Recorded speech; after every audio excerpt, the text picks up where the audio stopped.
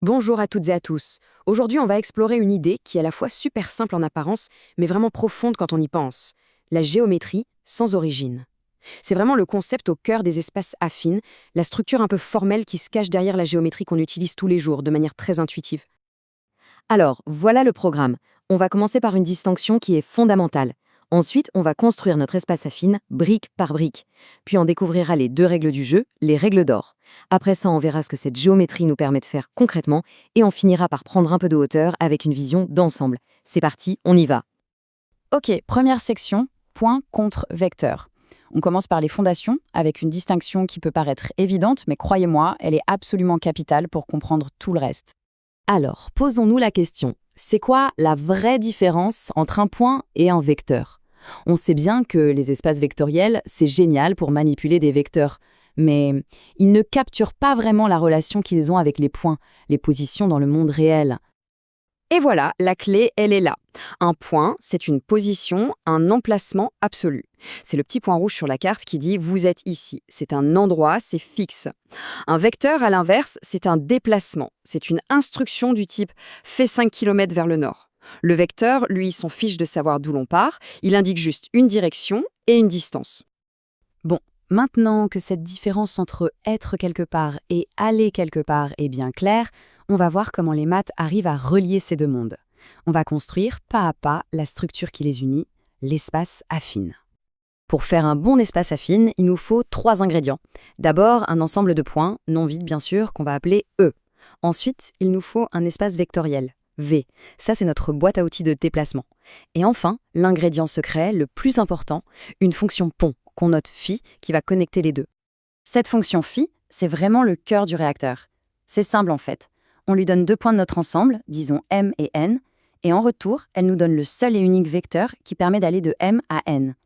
C'est la façon mathématique de poser la question « Quel est le chemin pour aller de m à n ?» Bien sûr, pour que tout ça tienne debout et soit bien cohérent, notre structure doit obéir à 2 règles d'or. On appelle ça des axiomes. Ce ne sont pas des règles très compliquées, mais c'est vraiment la logique interne qui rend toute la structure des espaces affines aussi élégante et puissante. La première règle, c'est la fameuse relation de Chasles. Ça dit simplement que pour aller d'un point M à un point P, le chemin direct, c'est exactement la même chose que de faire une escale en N. Le trajet de M à N, puis de N à P. C'est complètement logique, non? Le chemin direct est équivalent au chemin avec une étape. La deuxième règle, celle de la bijection, elle a l'air un peu plus technique, mais elle est tout aussi essentielle.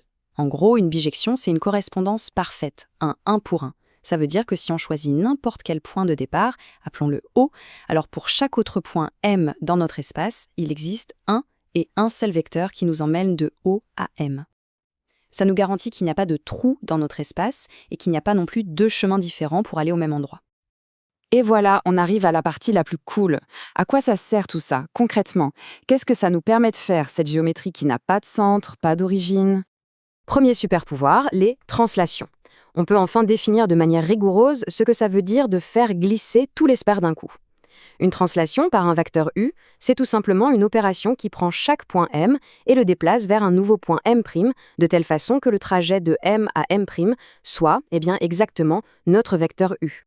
Deuxième concept génial, les sous-espaces s'affinent. Pensez aux droites, aux plans. Dans un espace vectoriel classique, un sous-espace est obligé de passer par l'origine, par le point 0. Mais ici, pas du tout. Un sous-espace affine, c'est juste un sous-espace vectoriel qu'on a pris et qu'on a translaté, qu'on a déplacé pour qu'il passe par n'importe quel point A. Et hop, on a des droites et des plans qui peuvent exister partout dans l'espace. D'ailleurs, cette image l'illustre parfaitement. On part d'un sous-espace vectoriel, par exemple un plan qui passe bien sagement par l'origine, on prend un point A, n'importe où, et le sous-espace affine A plus W, c'est tout simplement notre plan de départ qu'on a fait glisser sans le tourner pour qu'il passe maintenant par A. C'est aussi simple et puissant que ça. Et enfin, le barycentre, ou le centre de masse si vous préférez. C'est le point d'équilibre parfait d'un système. Imaginez des points avec des poids différents. Le barycentre, G, c'est l'endroit unique où toutes les forces, représentées par les vecteurs qui partent de G vers les autres points et pondérés par leur masse, s'annulent complètement.